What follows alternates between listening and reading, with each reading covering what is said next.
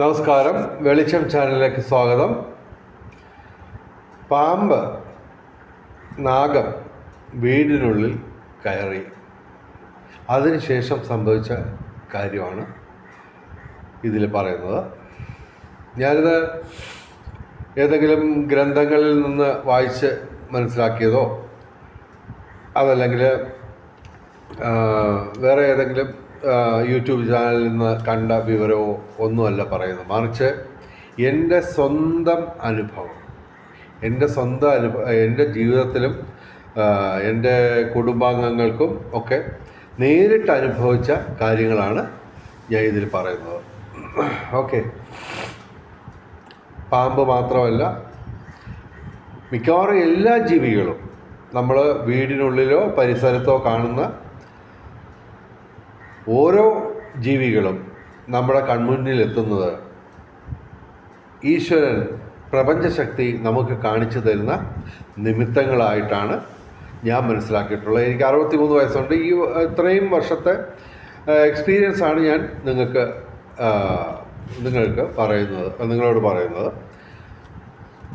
അപ്പോൾ ഈ വീഡിയോയിൽ ഞാൻ പാമ്പുമായിട്ട് ബന്ധപ്പെട്ട്, നാഗവുമായിട്ട് ബന്ധപ്പെട്ട് എനിക്കുണ്ടായിട്ടുള്ള അനുഭവങ്ങളാണ്. 100% എൻ്റെ അനുഭവങ്ങൾ, എനിക്കും എൻ്റെ കുടുംബാംഗങ്ങൾക്കൊക്കെ ഉണ്ടായിട്ടുള്ള അനുഭവങ്ങൾ, നേരിട്ട് അനുഭവിച്ച കാര്യങ്ങൾ മാത്രമാണ് ഞാനിതിൽ പറയുന്നത്. ഓക്കെ, എനിക്കുണ്ടായ നേരിട്ടുള്ള അനുഭവത്തെ പറയുന്നതിന് മുമ്പ് വേറെ 1-2 സംഭവങ്ങളും കൂടെ പറയാം. ഇപ്പോൾ ഓരോ ജീവികളെ കാണുമ്പോഴും ചിലതൊക്കെ ദുർനിമിത്തങ്ങളും ചിലതൊക്കെ നല്ല നിമിത്തങ്ങളും ഒക്കെയാണ്. ഇപ്പോൾ പാമ്പിനെ, നാഗത്തിനെ കാണുന്നത് തന്നെ പല രീതിയിൽ നമുക്ക് കാണാൻ പറ്റും. ഓക്കെ, ശാന്തമായിട്ടിരിക്കുന്ന നാഗമുണ്ട്, പാമ്പുണ്ട്. അതേസമയം അല്ലാതെ അല്പം പ്രശ്നം സൃഷ്ടിച്ചുകൊണ്ട് വരുന്ന പാമ്പും നാഗങ്ങളും ഒക്കെ ഉണ്ട്. അപ്പോൾ അതിനൊക്കെ ഓരോ അർത്ഥങ്ങളാണ് നമുക്ക് മനസ്സിലാക്കാൻ പറ്റുന്നത്. അത് സംഭവം നടന്നതിന് ശേഷം 1-2 ആഴ്ചകൾക്കുള്ളിൽ തന്നെ, അല്ലെങ്കിൽ 1-2 മാസങ്ങൾക്കുള്ളിൽ തന്നെ ഞങ്ങൾക്കുണ്ടായ അനുഭവങ്ങളാണ് ഇതിൽ പറയുന്നത്. അപ്പോൾ ആദ്യം ഞാൻ പറയുന്ന 3 സംഭവങ്ങളാണ് ഞാൻ ഇതിനകത്ത് പറയുന്നത്. അതിൽ അവസാനം എൻ്റെ നേരിട്ടുള്ള അനുഭവം ഞാൻ പറയാം. അതിനു മുൻപ് ആദ്യമായിട്ട് എൻ്റെ ഭാര്യയുടെ മാതാവ്, അമ്മ ഹൈസ്കൂൾ ഹെഡ് മിസ്ട്രസ്സായിട്ട് റിട്ടയർ ചെയ്ത ആളാണ്, മരിച്ചുപോയി. അപ്പോൾ അമ്മ വളരെയധികം ഭക്തിയും ഒക്കെ ആയിരുന്നു, ജ്യോതിഷവും ഒക്കെ അറിയാമായിരുന്നു. അപ്പോൾ അമ്മ മരിക്കുന്നതിന് ഏതാണ്ടൊരു 1-2 മാസത്തിന് മുമ്പ് കുടുംബക്ഷേത്രത്തിൽ പോയിരുന്നു. അപ്പോൾ അവിടെ ഈ കാവും എല്ലാം ഉള്ളതാണ്. അപ്പോൾ അവിടുത്തെ പരിസരത്ത് വെച്ച് അമ്മയുടെ നേർക്ക്, ശ്രദ്ധിച്ചു കേൾക്കുക, അമ്മയുടെ നേരെ എതിരെ ഒരു പാമ്പ് ഇഴഞ്ഞു വന്നു. ഓക്കെ, അത് ദുർനിമിത്തമാണ്. കാരണം സംഭവം നടന്ന ഏതാണ്ട് 1-2 മാസത്തിനുള്ളിൽ അമ്മ മരിച്ചു പോവുകയും ചെയ്തു. അമ്മ പറഞ്ഞിരുന്നു, അതായത് ഒരു മാർച്ച് 1997 അതോ 98 മാർച്ച് 26 വരെ അമ്മയ്ക്ക് വളരെ ദോഷകാലമാണ്. അത് കടന്നു കിട്ടിയാൽ ദീർഘകാലം ജീവിക്കുമെന്ന് പറഞ്ഞിരുന്നു. പക്ഷേ മാർച്ച് 26 മുമ്പ് തന്നെ, മാർച്ച് 19 പെട്ടെന്നുണ്ടായ അസുഖം നിമിത്തം ഹോസ്പിറ്റലൈസ്ഡ് ആയി. ഏതാണ്ട് 24 മണിക്കൂറിൽ തന്നെ അമ്മ ഞങ്ങളെ വിട്ടുപിരിഞ്ഞു. അപ്പോൾ ശ്രദ്ധിച്ച് കേൾക്കുക, നാഗം, പാമ്പ് നേരെ എതിരെ വന്നാൽ, ഇഴഞ്ഞു വന്നാൽ വളരെയധികം അപകടമാണ്. അതേസമയം ഈ നാഗം തന്നെ നമ്മുടെ സുരേഷ് ഗോപി ചേട്ടൻ, സിനിമാ താരം, ഇപ്പോൾ MP ആണ്, ഈ രാഷ്ട്രീയത്തിലേക്ക് കടന്നതിന് ശേഷം അദ്ദേഹത്തിന് ഒരുപാട് ശത്രുക്കളൊക്കെ ഉണ്ടായിട്ടുണ്ട്. എന്തായാലും അതിലേക്ക് ഞാൻ കടക്കുന്നില്ല. അദ്ദേഹം കോളേജിൽ പഠിക്കുന്ന കാലത്ത് ഉണ്ടായ ഒരനുഭവം, അദ്ദേഹത്തിന് നേരിട്ട് അനുഭവിച്ച ഒരു കാര്യം ഞാൻ പറയാം. അതായത് അദ്ദേഹം MA ഇംഗ്ലീഷിന് പഠിച്ചുകൊണ്ടിരുന്ന സമയത്ത് ഇവിടെ കൊല്ലത്ത് തന്നെ ഫാത്തിമ കോളേജിലാണ് അദ്ദേഹം പഠിച്ചത്. കൊല്ലം ജില്ലക്കാരനാണ് അദ്ദേഹം. കൊല്ലം സിറ്റിയിൽ തന്നെയാണ് കുടുംബ വീട്. ഓക്കെ. അപ്പോൾ അദ്ദേഹം പഠിക്കുന്ന കാലത്ത് MA ഇംഗ്ലീഷിൻ്റെ പരീക്ഷ ദിവസം അദ്ദേഹം അന്നത്തെ പരീക്ഷയ്ക്ക് വേണ്ടി കാര്യമായിട്ടൊന്നും പഠിച്ചില്ല.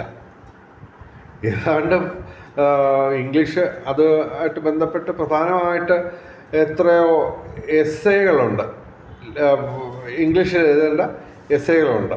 അപ്പോൾ അതിൽ ഏതാണ്ട് 50-ലധികം എസ്സേകളുണ്ട്. അതിൽ ഇദ്ദേഹം 10ഓ 15ഓ അങ്ങാണ്ടേ പഠിച്ചിട്ടുള്ളായിരുന്നു.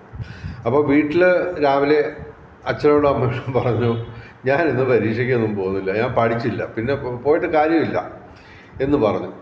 ശേഷം ഇവരുടെ വീടിനുള്ളിൽ ഒരു പാമ്പിനെ കണ്ടു, നാഗത്തെ കണ്ടു. അപ്പോൾ സുരേഷ് ഗോപി ചേട്ടൻ്റെ അച്ഛൻ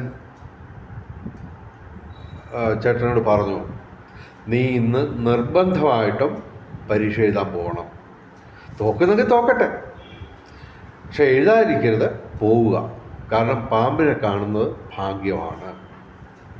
അത് നേരെ ഒന്നും എതിരെ എഴുതി വന്നതല്ല, ശാന്തമായിട്ട് വീടിനുള്ളിൽ കുറച്ച് നേരം ഉണ്ടായിരുന്നു. അപ്പോൾ അതിൻ്റെ നിമിത്തം സുരേഷ് ഗോപി ചേട്ടൻ്റെ അച്ഛന് മനസ്സിലായി ഇത് ഭാഗ്യം കൊണ്ടുവരികയാണ്, തീർച്ചയായിട്ടും എന്തോ ഭാഗ്യം നടക്കാൻ പോകുന്നു. അങ്ങനെ ഇദ്ദേഹം സുരേഷ് ഗോപി ചേട്ടൻ പരീക്ഷ എഴുതാൻ പോയി. അപ്പോൾ 8 ക്വസ്റ്റ്യനാണ് ചോദിക്കുന്നത്. അതിൽ 5 എണ്ണം അങ്ങണ്ട എഴുതിയാൽ മതി. അതായത് ഇദ്ദേഹം ആകെ 10-15 എസ്സേ പഠിച്ചിട്ടുള്ളൂ. അപ്പോൾ ആ 10-15 എണ്ണം പഠിച്ച ആ എസ്സേകളിൽ നിന്നും മാത്രമാണ് ക്വസ്റ്റ്യൻ വന്നേക്കുന്നത്. എന്ന് പറഞ്ഞു കഴിഞ്ഞാൽ 8 എണ്ണം ചോദിച്ചു, അതിൽ 5 എണ്ണം എഴുതിയാൽ മതി. ഈ 8 ചോദ്യങ്ങളും ഇദ്ദേഹം പഠിച്ചത് മാത്രമാണ് വന്നത്. നോക്കുക, അതായത് 50-ലധികം എസ്സേകളുണ്ട്, അതിൽ 10 എണ്ണമോ 15 എണ്ണമോ ഇദ്ദേഹം പഠിച്ചിട്ടുള്ളൂ. അതിൽ നിന്നാണ് ഈ 8 എണ്ണം ചോദിച്ചേക്കുന്നത്. ഓക്കെ. അപ്പോൾ എൻ്റെ ഭാര്യയുടെ അമ്മ അമ്പലത്തിൽ പോയപ്പോൾ പാമ്പ് നേരെ എതിരെ വന്നു, എഴഞ്ഞു വന്നു, നേരെ സ്ട്രെയിറ്റ് ഡയറക്റ്റ് എതിരെ വന്നു. അമ്മയ്ക്ക് മരണം സംഭവിച്ചു. അതേസമയം വീടിനുള്ളിൽ ശാന്തമായിട്ടിരിക്കുന്ന പാമ്പിനെ കണ്ട സുരേഷ് ഗോപി ചേട്ടന് പഠിക്കാതെ തന്നെ പരീക്ഷയിൽ നല്ല മാർക്കോടുകൂടി പാസ്സാവാൻ പറ്റി. ഓക്കെ. അപ്പോൾ പാമ്പിനെ കാണുന്നതല്ല, മറിച്ച് എങ്ങനെ കാണുന്നു എന്നുള്ളതാണ് ഏറ്റവും പ്രധാനം. എൻ്റെ അനുഭവം ഞാൻ പറയാം. ഒരു ദിവസം രാത്രി അടുക്കളയിൽ ജനലിൻ്റെ പാളിയിൽ, അതിൻ്റെ ആ കട്ടിളപ്പടിയിൽ ഒരു പാമ്പിരിക്കുന്നു. അണലിയാണ്, പക്ഷേ ചെറുതാണ്, ഏകദേശം വിരലിൻ്റെ കനവേ ഉള്ളൂ, വലിയ നീളവുമില്ല. ഇദ്ദേഹം ഈ അണലി അവിടെ ഇങ്ങനെ ഇരുന്ന് ഞങ്ങളെ വീക്ഷിക്കുകയാണ്. എന്തെങ്കിലും ആക്രമിക്കാനുള്ള ഒരു പുറപ്പാടിലല്ല അദ്ദേഹം ഇരിക്കുന്നത്, മറിച്ച് വളരെ ശാന്തമായിട്ട് വളരെ മനസംതൃപ്തിയോടെ അവിടെ ഇരിക്കുന്നു. അന്നെനിക്കറിയില്ല ഭാഗ്യം വരുന്നതാണെന്ന്. എന്തായാലും വലിയ ഭാഗ്യമൊന്നുമല്ല ഉണ്ടായത്, മറിച്ച് അന്നത്തെ ദിവസം എടുത്ത ലോട്ടറി ടിക്കറ്റ് തൊട്ടടുത്ത ദിവസം പത്രം വന്നപ്പോൾ റിസൾട്ട് നോക്കിയപ്പോൾ 1000 രൂപ ഉണ്ടായിരുന്നു. ഓക്കെ. അപ്പോൾ പാമ്പിനെ കാണുന്നത് ഭാഗ്യം തന്നെ, പക്ഷേ അത് ആക്രമിക്കുന്ന രീതിയിൽ വരുമ്പോഴും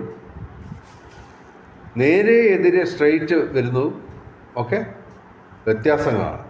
അപ്പോൾ പാമ്പിനെ കാണുന്നത് പൊതുവെ ഭാഗ്യമാണ് എന്ന് തന്നെ തറപ്പിച്ച് നമുക്ക് പറയാം. ഇത് എന്തെങ്കിലും പുസ്തകങ്ങളിലോ ഒന്നും ഉണ്ടായിരുന്ന കാര്യങ്ങളല്ല ഞാൻ പറഞ്ഞത്, മറിച്ച് എൻ്റെ ജീവിതാനുഭവങ്ങളാണ് ഞാനിത് പറഞ്ഞേക്കുന്നത്. എന്തായാലും ഓം നാഗരാജായ വിദ്മഹി പത്മഹസ്തായ ധീമഹി തന്നോ രാഹു പ്രചോദയാത്. ഈ നാഗരാജാവിൻ്റെ മന്ത്രം എല്ലാ ദിവസവും ജപിക്കുന്നത് വളരെ ശ്രേയസ്കരമാണ്.